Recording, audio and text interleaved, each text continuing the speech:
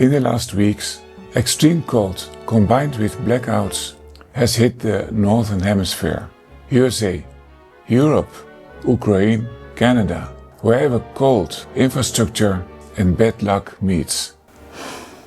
In such moments, the question is not comfort, it's how to survive several days with little energy.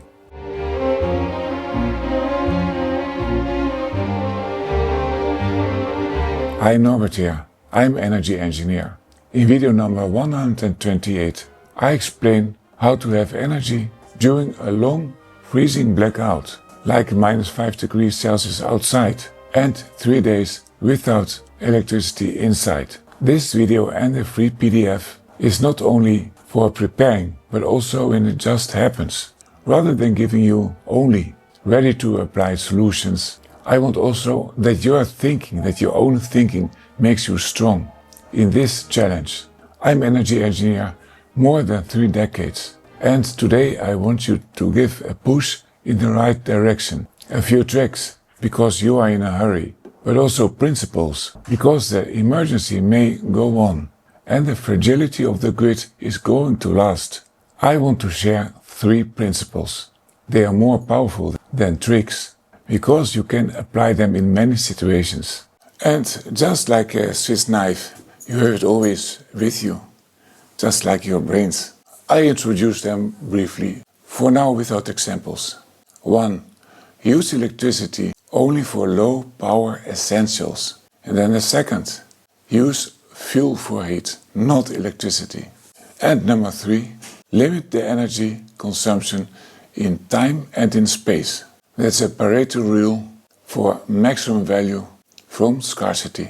If you understand these 3, then a cold blackout becomes much easier to handle. A router consumes 30 watt. A domestic hot water heater consumes 1500 watt. That is 50 times as much. Which is more important for you? Right, you already understood. If you are living on a battery, you have to make choices. Rule number 2. Don't fight physics. Heating consumes much power, light, movement and electronic functions much less. So use fuel for heat, not electricity. Examples: gas, wood, pellets, fluid fuel, and electricity stays reserved for control, communication and light. An exception is to use heating on your own body, like an electric blanket or electric clothes, if normal clothes are not sufficient. But also here you can use fuel to heat water and put into rubber body bag, or you drink hot tea. Then your stomach will take the role of a central heating boiler, and your blood vessels are the radiators. And not to forget, stay in movement with exercises, also good for your mind. Apply the Pareto rule. 80% of the results comes from 20% of the energy. Examples: heat one room or only your body instead of heating the whole house. And that's the space dimension.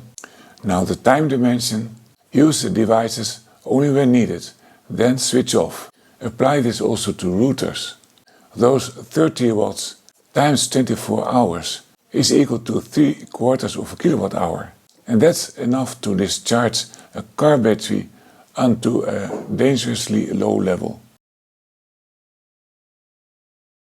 I've structured these ideas in a PDF with examples for small and big consumers and a table saying which devices consume and how much.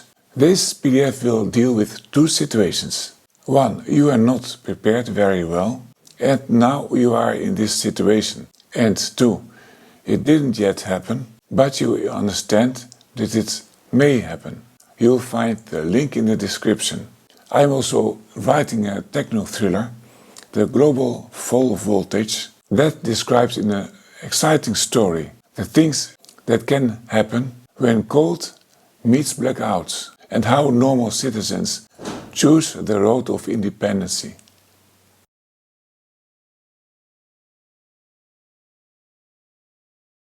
When conditions become extreme, thinking beats equipment.